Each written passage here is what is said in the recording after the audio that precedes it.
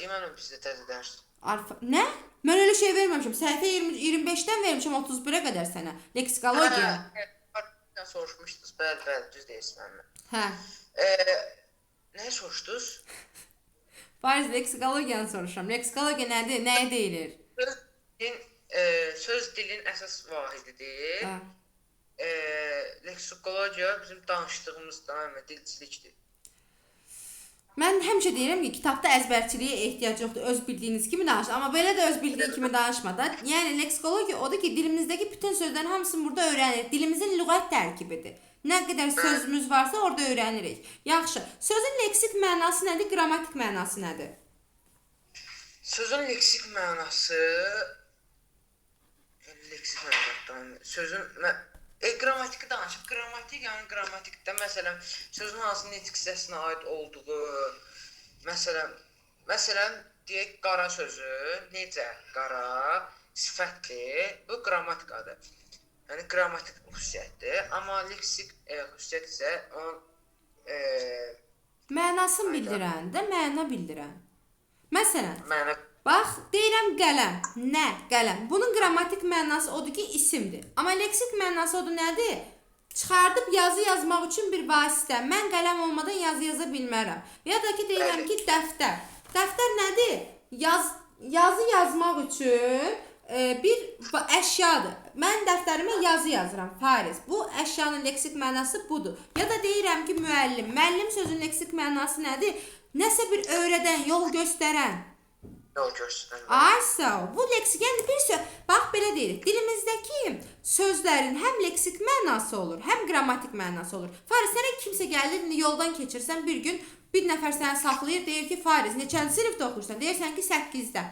Deyirsən ki, hə, 8-də oxuyur, deyir, nə yaxşı 8-də oxuyursan? Sənə sual verir. Deyir ki, Azərbaycan dilindən sənə sual verəcəm. Sualı da budur. Fariz, dilimizdəki bütün sözlərin hamısının leksik mənası var. Səncə bu fikir düzdür? Hayır. Niyə? Yo da var, mənim var. Yox, indi düz, ay Allah, düz deyirsən, yoxdur. Amma niyə? Niyəsini sübut elə mənə. Niyəsi. Hə, ya Allah, danış. Nitq hissələrində olmurdu. Ay sağ ol, afərin. Köməkçi nitq hissələrinin məsələn mənası olmur. Deyək ki, amma, ancaq, uf, pıf, tıf. Bunların nə mənası olacaq ki? Deyək uf, başım ağrıyır. Burada ufun nə mənası olacaq? Bunların leksik mənası yoxdur. Amma sənə sual versələr ki, dilimizdəki bütün sözlərin hamısının qrammatik mənası var. Səncə bu düzdür? Düzdür. Aha, doğru. Çünki həm köməkçi nitq hissələrimizin, həm əsas nitq hissələrimizin hamısının qrammatik mənası var. Belə deyək, hamısının yiyəsi var. Bir yerə aiddirlər necəsə. Ortaqda qalmayıblar. Bu qədər sadə, Fariz. Bəli. Əla. Gəlirik, danışırıq sözün həqiqi və məcazi mənasını. Sözün həqiqi mənası nə deməkdir? Sözün həqiqi mənası, yəni sözün ilkin mənası. Aha, ağla gələn mənası, ilkin mənası. Məsələn, deyirəm ki, düşmənin düşmənin qara xəbəri tez yayıldı. Bir də var ki, deyirəm ki, qara rəngli qələmim var. Hansı həqiqidir, hansı məcazidir?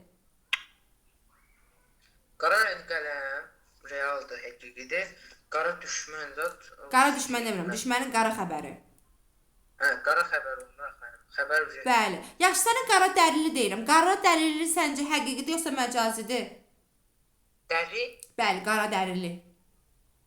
O həqiqidir. Bəli, həqiqidir. Zəncilərə digər adı qara dərililərdir. Keçən gün testdə düşmüşdü bunlar, ona görə soruşuram.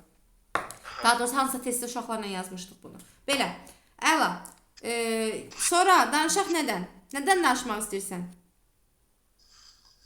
Bana sizi sual verməyəyim. Yaxşı, sən ürəyindən hansı mövzu keçir? Məndən işləməm. Sən ürəyindən olsa, sən Farizin ürəyincə olsa, əziz izləyicilər, bağlayırıq və gedirik evimizə, eşiyimizə. Elə Fariz? Ya, test işləyir.